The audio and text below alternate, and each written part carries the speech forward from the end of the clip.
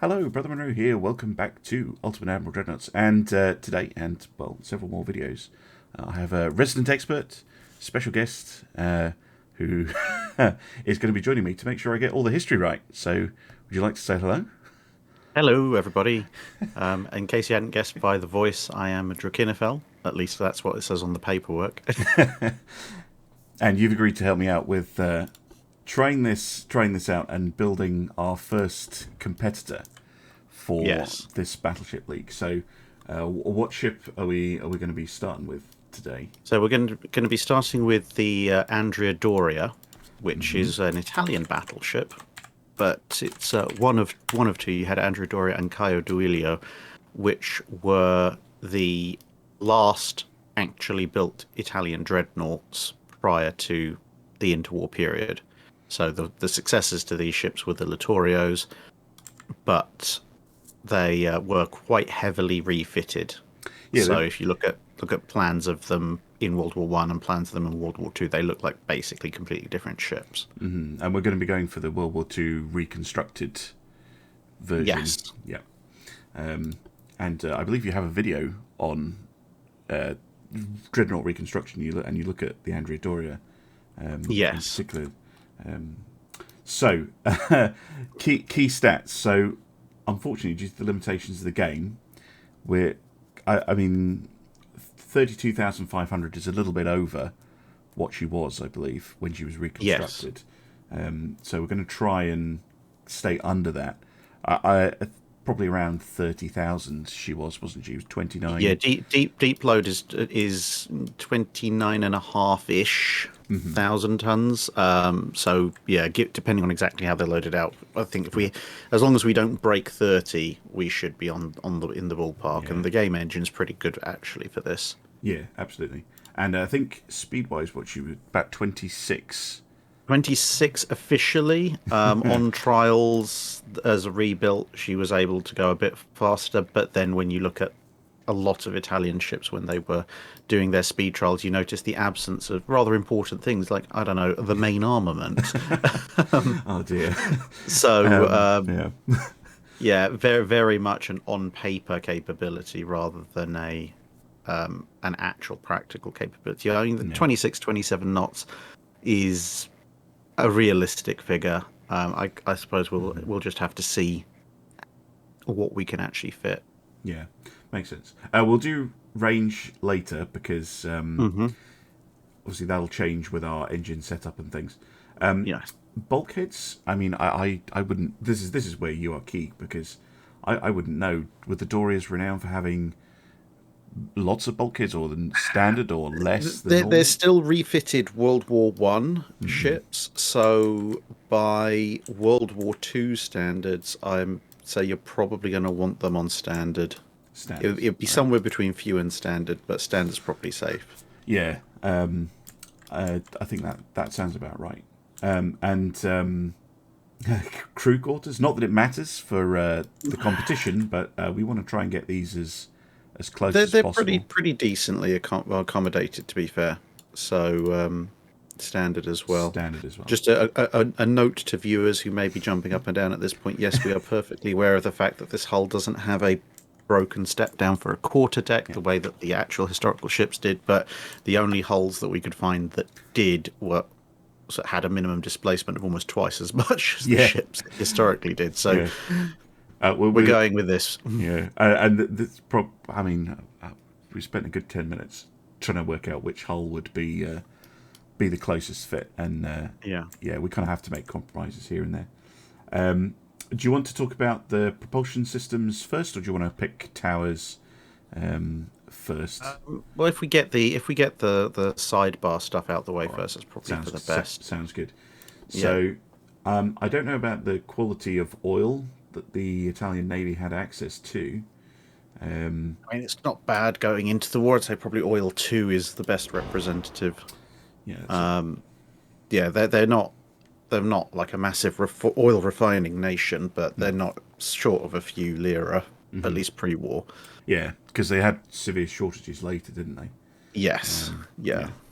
Right. And then what about engine setup? So I believe so. They're using geared turbines. We can probably go for geared turbines too because they were late 30s refits, so they would have had the latest and greatest technology of that period shoved into them. Boilers have probably balanced again because they're fairly advanced for their. But this is the thing. It's modern systems shoved into a not so modern hull. Yeah, which is a really interesting concept. And did she? I mean, I'm assuming she had some form of backup generation. Yeah, you probably want Orcs 2 for that. Backup diesel. All right. Yeah. Propeller Shaft. Again, this is more of a gamey thing, but yeah, for the game stuff, for most of the gamey stuff, I'd probably just go for the sort of the middle option. So Shaft 2. Right. And they're not awful. They're not brilliant. This one, I actually have no idea, historically speaking, what ships went with in terms of rudder setup. I tend to go for a balanced one personally. But, they're actually relatively agile, so I would say semi-balanced at this stage. Although that's more a representation of their capability rather than strictly speaking. Obviously, as we go through this series, strictly speaking, exactly what's there. Yeah. Very much electric. Electric one or two. Because we have the advanced and the still with more two basic for the one. minute. All right. Yeah. And then armor quality. So we only have Krupp or cemented armor as options, but how good was the armor plate that they kind of were able to put on? I mean, Italian armor is actually not bad at all, but these ships are still World War One ships with World War One armor. So I'd probably go with 2. Okay. And then Citadel type. Citadel. So that's your armored World War One style, or a turtleback, or a all or nothing. It's going to be distributed, so Citadel 3. All right. Anti-flooding systems. Again, sort of just to go for a 2. Yeah, go in the middle. And reinforcement on the bulkheads. Reinforced bulkhead 1. Yeah. Okay. A single double hull. Double hull and her torpedo protection. So that's just these things were rebuilt with the Pugliese system, which has no direct equivalent in this. And some people will say it works absolutely perfectly. Some people will say it's absolutely awful. So I just go for this one. I go for an anti-torp 3. It's a balance. We'll make everybody angry. Because they don't go into a lot of detail in the game about what these actually are. They just say triple torpedo bulkheads, which I mean, none of it actually represents how the Pugliese system works, because it's representing how literally everybody else did their anti-torpedo protection. Right. In terms of towers, we have quite a lot of options, but aesthetically, we have this one which has the kind of double bridge, and then this is just a larger version, the light advanced, and then we have the medium, which is slightly different, with a slightly different look to it, with these kind of semicircular double bridges.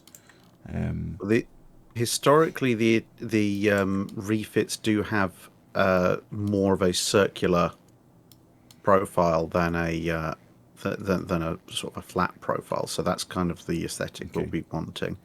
Should probably go for the medium advanced 1 then, just because that is saving about 600 tons, because we are trying to keep it on a diet. I mean that's got just randomly, specifically on the aesthetics, that's got a double stack set of rangefinders just to top the bridge, whereas the Dorias historically just have the one set, but it's near as much, as makes no difference. Excellent. And then rear towers, we've got, some ones that they've stolen off the British, apparently, which I don't think are quite right. And this one, which is I think, a bit too big, so gives us the light tower 1 and 2. And again, there's not much difference, so we might as well get the slightly nicer one. And although I think the one is very marginally smaller, but I think that we've got enough. We've got enough size on this hull actually, so it's not going to make too much odds. No, it shouldn't be too bad. Right, and funnel. They're all pretty similar looking. Yes, I think we want 2 funnels, and they're the same kind, right? Yes. Yeah. The profile is one is slightly smaller than one is slightly lower than the other, but the actual funnels themselves are functionally identical, and I don't think you're going to get. So, annoyingly, this is just slightly too big to fit a second one on there. What about compact angle 2? Is that bigger or smaller? They're getting progressively bigger, I think. Yeah. Do we have any? Do we have any similar rounded main towers? Yes. Maybe one that's got a slightly longer base. We could maybe go for the medium advanced 2.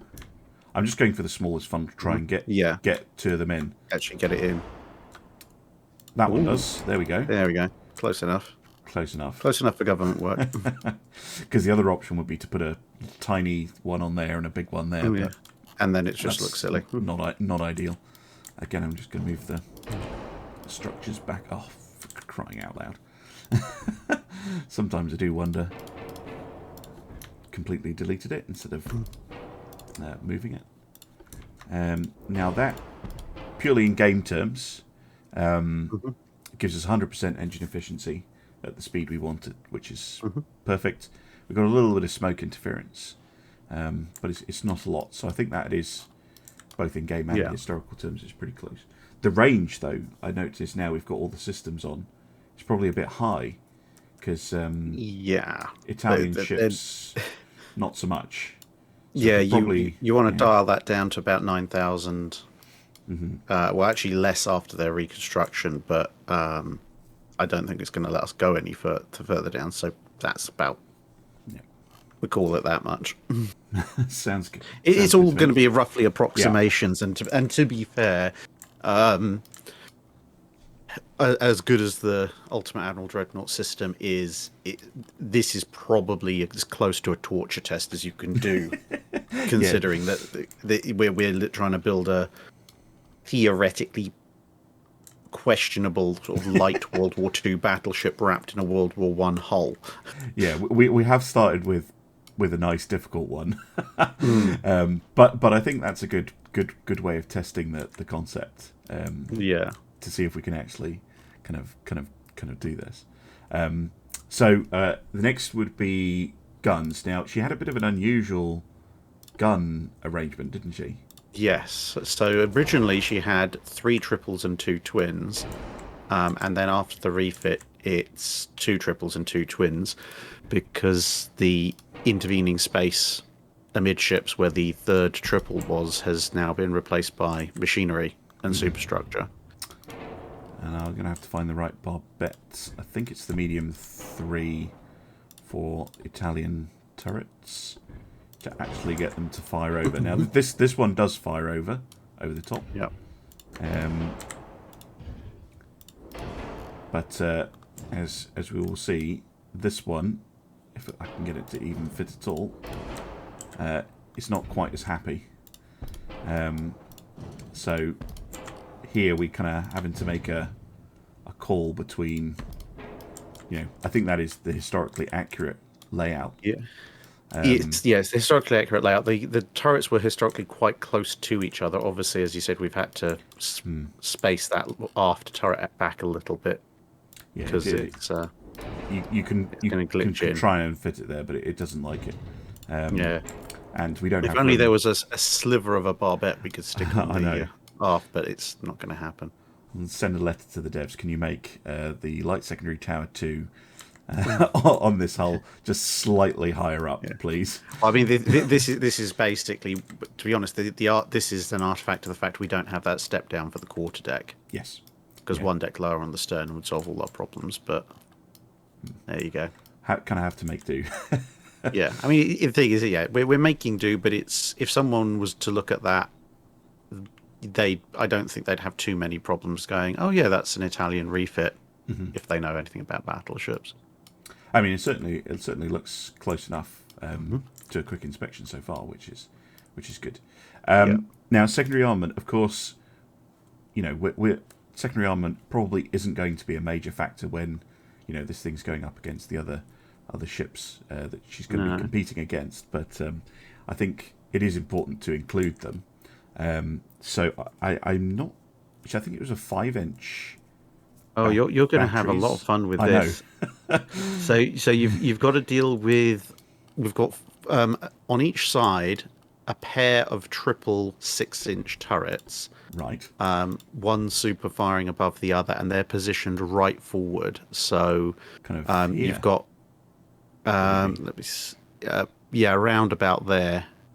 You want to try and see if you find somewhere it can fit, and then a barbette. Basically close enough. And then you have to see if you can fit a barbette behind that to stick another one on it. Maybe if the ship was wider.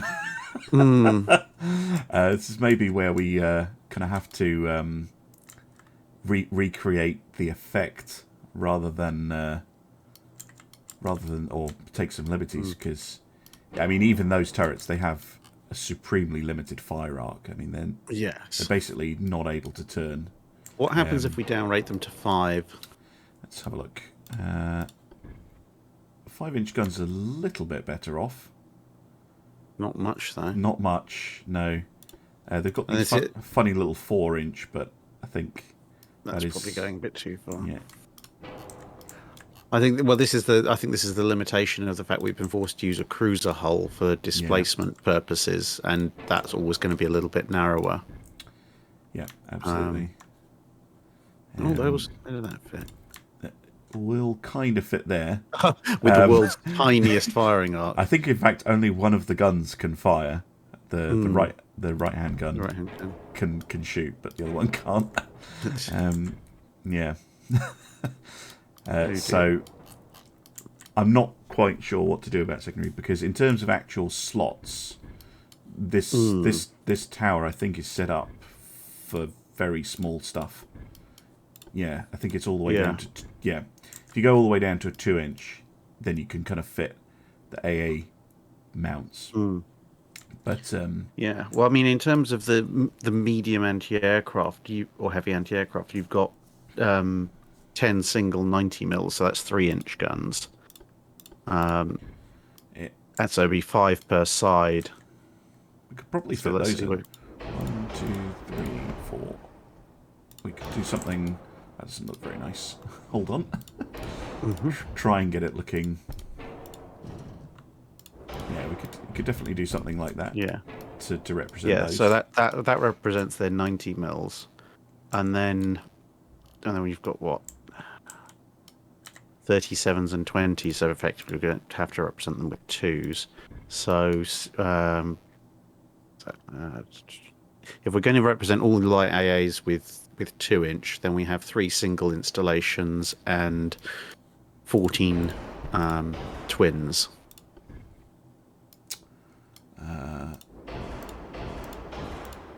So it'll be 7 placements, because they obviously double up. 1, 2.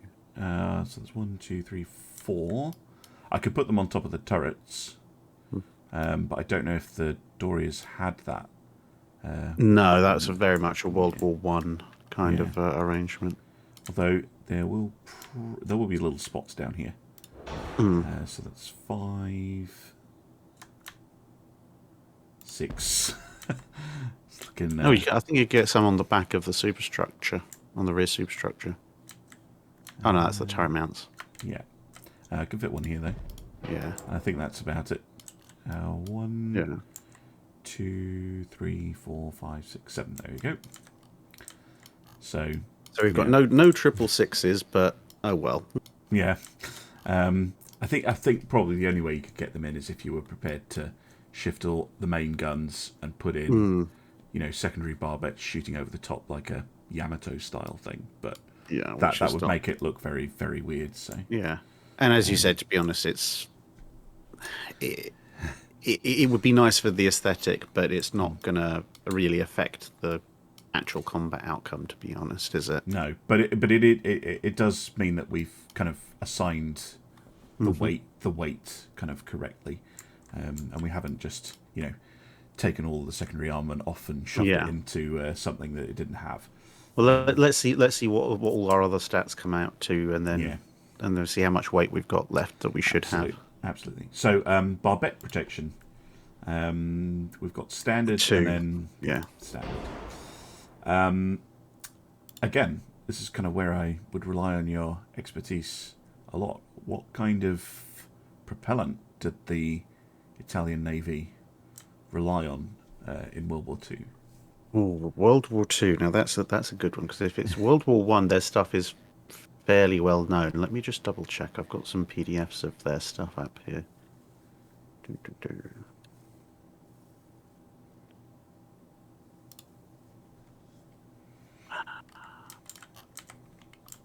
think probably just go with the cordite as a base. Yeah, cordite 3. Cordite 3 at standard base. Which, according to the game, is equivalent to cordite SC. Which, I think there's a point in the game where cordite 3 is your only option. So I think, if we're not sure, cordite is probably the way to go. Shell weight. Now, currently, Standard. These shells are got a weight of 528 kilograms. I don't know how that compares to their actual... That's actually pretty much spot on. Oh, there we go. Fantastic.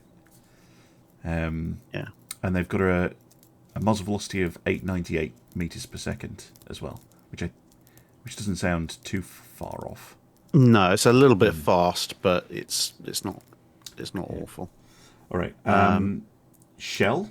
So we've got TNT2 or Amatol. We have got picric acid. I'd go with picric acid 3. Okay. TNT. I understand why they have TNT as a shell filler, but it's not as common as you might think. I'm always using it in builds because it's got really. It's incredibly powerful, but it's also not quite historical, or wasn't historically used. Why was that, out of interest? So it was historically used at times, but it's the problem with TNT is that it's actually a little bit too energetic in a lot of cases. When it comes to the bursting charge within a shell, when you set off that explosive, it's a small amount of explosive, usually a few dozen pounds, in the middle of a shell that might weigh as much as a small car. If you use they're all high explosives, but there's degrees of high explosive, and if you use something like TNT, which is a very, very fast, sharp explosive, what you can end up doing is actually shattering the shell into fragments, which is what you want, but you end up basically turning it into confetti, which is very lethal for anybody in the immediate radius, but those fragments are unlikely to carry very far. Whereas if you have something that burns just a fraction slower, you end up with slightly fewer but larger fragments that therefore have more momentum and are more likely to punch through in the internals of a ship. Yeah, and the game kind of represents that with the picric having that shell damage bonus of 27.5%, compared to even the top end TNT is only 20%. So you are certainly going to hurt something if you go through the armor with that. Yeah. A TNT shell will basically utterly devastate everything in the immediate vicinity, but nothing further on. Whereas if you want a shell that explodes, because obviously you don't know exactly where you're going to hit, but if you want a shell that explodes, say 2 decks away from something important, but a fragment might reach that important thing, then you want your picric acid, or basically anything that's not TNT. Yeah. And then we have hydraulic. They start out with hydraulics, but they're electrical by the refit. Okay. So interesting. I very, very rarely use electrical turrets, so it's this is why I'm really keen on doing historical builds, because it's not always the option that you would choose from the game point of view. Fairly standard loading procedures, to be honest. So for the game. In game terms, would you say that's an enhanced with the machinery, because standard reload in this is kind of is pretty slow. Manually picking up the shell and shoving it in the breach. Okay. If they're manually shoving the shell in the breach as well, then you want enhanced. Yeah, and that's where they get the hydraulics to move the stuff around. Yeah. And then she didn't carry torpedoes, I don't think, did she? Not at the time of the refit, no. No. So then we're on to rangefinders, and the game's slightly weird. Stereoscopic coincidence choices. Well, the fun thing is that the Italians went for an approach of why not both. Well, so yeah, they're pretty advanced. So I would say something on the 4 or 5 range is fine. But yeah, I mean the Italians got away with a lack of radar for a lot of the time, and there's certainly a lack of the more advanced fire control radars simply by just having over a dozen separate rangefinder systems. So it averaged out the errors. So I'd say maybe you go with stereoscopic 4. Yeah, that sounds about right to me. And acoustics hydrophones were pretty common as far as I understand basic it. Hydrophone 3 is fine. No, you're not going to fit sonar to a battleship. Well, most people wouldn't. Particularly is it talking about it? No, at least it's not a towed sonar. Something ridiculous like that. Your radio is just going to be a standard advanced one. Okay. And radar is... now that's going to be an interesting one. Because for most of the time, they didn't have any radar. But right towards the end of the war, the Italians... Well, their involvement in the war, I should say, late 42, early 43, the Italians were beginning to introduce radar into the fleet. So I guess it depends what kind of exact time period in the war we want to represent, or if we want to give everybody their best shot. Yeah, I think, because we are later on going to have ships like Iowa and Yamato and things like that. I think it is fair to, assume that the ships do survive later into the war. In terms of the game, I mean, I know the tech year is 1940, but I mean, it's estimating that this ship would take 18 months to build, and so it wouldn't be, you're actually talking about a mid-war kind of tech level. So by the time you would actually kind of get the ship out in terms of the game, so I think it's I'd fair. give it a Gen 1. Yeah, give it a Gen 1. Okay. Weight, we're looking pretty good actually. That's a promising sign. So armor. How was she armored up? Because she's got the older armored citadel type distributed scheme. So yes. What were her kind of vitals in terms of armor, and how is it distributed amongst the ship? Right, so her main belt is 9.8 inches. Okay. Gun turret faces are 11, so actually it's estimated them pretty close to accurate. The deck armor originally was 3.9, but I believe they upgraded that. So the deck armor in the reconstruction is going to be 5.3. Okay, so the game's already said 5.3. The secondary turret armor, if we have, they've still got casement, which doesn't help. That's the okay, so we can forget that for the minute. What else we got? Somewhere around here, I have the. I've got the. There we go. Okay, so the armor at the ends should be 4 inches, so that's your fore and aft belt. Okay. What have we got? Main deck, conning tower, superstructure. I mean, the superstructure's basically got a nothing, but 1.5 is probably accurate for nothing. It's basically splinter armor. The conning tower is 11 inches. All right. And I'm just trying to see where the...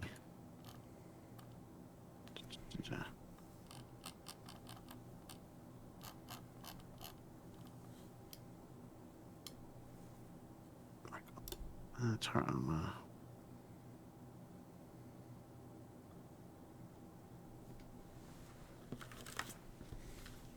I'm just trying to see why the 4.5 deck armor was. Okay,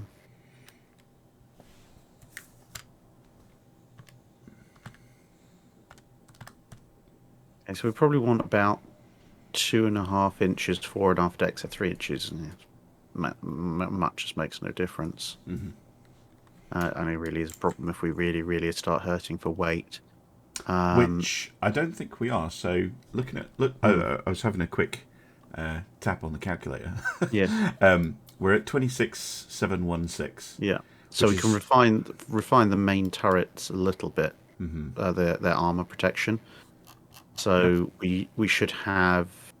Had it a second ago. Right, so the turrets, you want 9.4 on the sides. Mm-hmm. The 11 inches at the front. Okay, so they only give you... I forgot they only give you... Oh, yeah. They have been talking about giving you the option for face side. Face side. Okay, so we're going to have to go with not 11. It's just side and top. Yeah, 3.3-inch roof top. Okay, turret armor. We actually do have the 3-inch guns there. Mm-hmm. Okay, so the 3-inch guns need to be 4.7. Yeah, I think they're as armoured as the game will let me. But is that the 6-inch as well? Oh yes, it is. But we don't have. Which we don't have. That's what I was going to say about the weight, because if you look at how much 4 of these would weigh, and then added on, we're at about 27,000 tons, which really isn't far off. No, and then we've got the weight of a couple of barbettes to stick on. Mm-hmm. In theory, aircraft facilities. Yeah, so we're probably pretty close. I think that's pretty close to what we would have historically had. Yeah, I think the only thing from a game point of view is it has a very tiny half weight offset, which I can attempt to fix, because I don't think any ship designer worth their salt was likely to let a ship out the dockyard with with too much of a weight offset. But no, they can be really irritating to fix. Finely balance in the current build of the game without noodling around with something or making it look horrible. But I think I can get it down a little bit. We're under 1% value. Oh, there we go. 0.3. 0.3. I think that's. Yeah. I think that would be okay. It's not like your port decanter's going to slide off the captain's table with that. But yeah, we're obviously under the hull weight, but I think that's very, very close. In terms of the design, and she certainly looks the part. Aside from the lack of the secondaries, but that's just a limitation of the hull. And we certainly would have the weight to add them to the ship. We've definitely got some spare weight, and I think also because of the dimensions of the cruiser hull, with it being somewhat narrower, that will have taken the weight of the armor deck down a bit proportionally.